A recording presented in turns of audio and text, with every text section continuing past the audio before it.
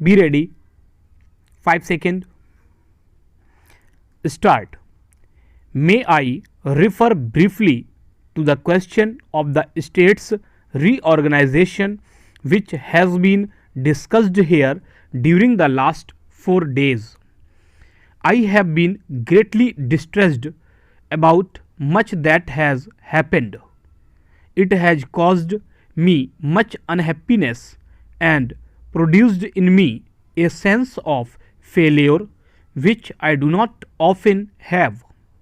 However, what has worried me and distressed me most is not so much the actual occurrences as the growth of a spirit of violence all over the country, or at any rate in parts of it.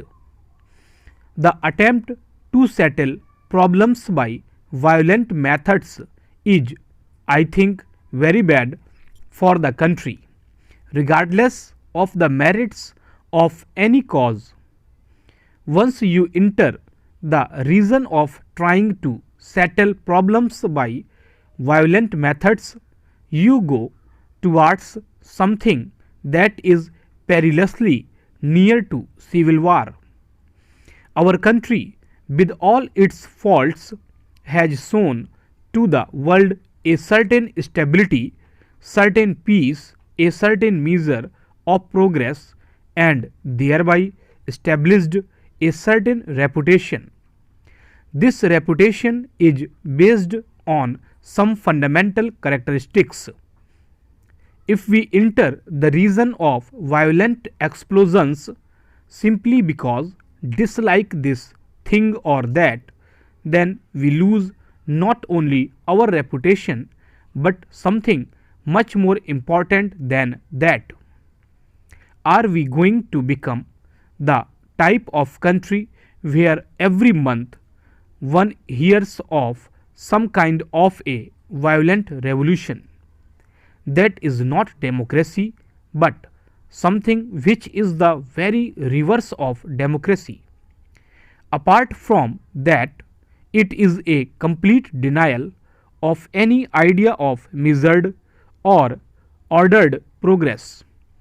I can understand an attitude, and I believe that some people hold that attitude, that nothing can be achieved by these slow democratic or parliamentary methods, that nothing can be achieved by peaceful methods, that in fact nothing can be achieved if one goes about it step by step, that one must break everything and produce some kind of a clean slate to start afresh on. I do not agree with such an attitude. I think it is a matter for the Lok Sabha to consider very carefully, where all this is leading us to quite apart from the state's reorganization report. In great cities and elsewhere, there are always anti-social elements, gundas and the like.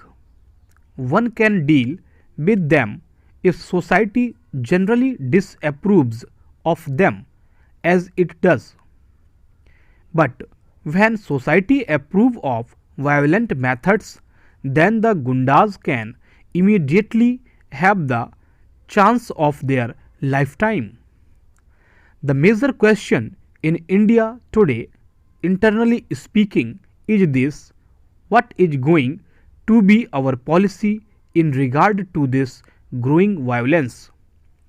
I am not afraid of the violence of the hooligan, but of the spirit of violence.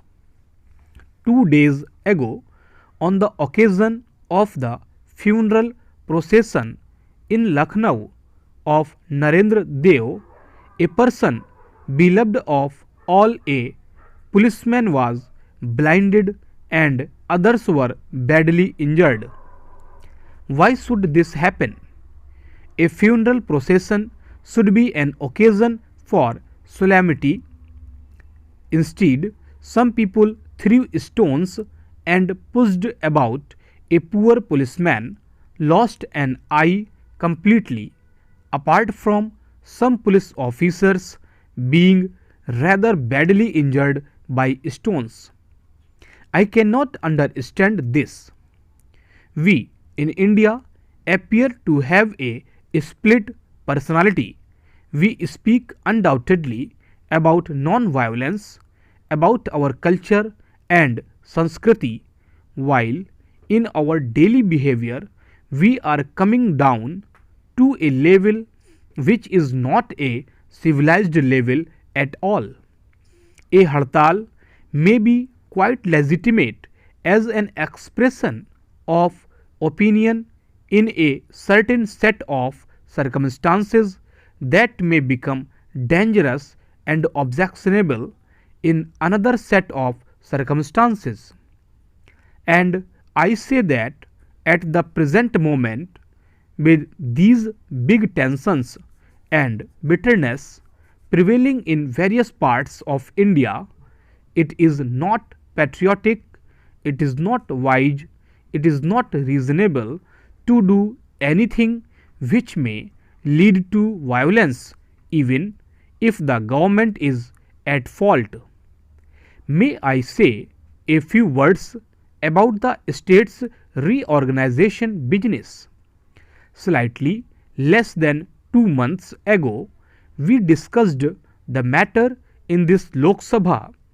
There was a very full debate, and I ventured to give expression to my own approach to this question then too.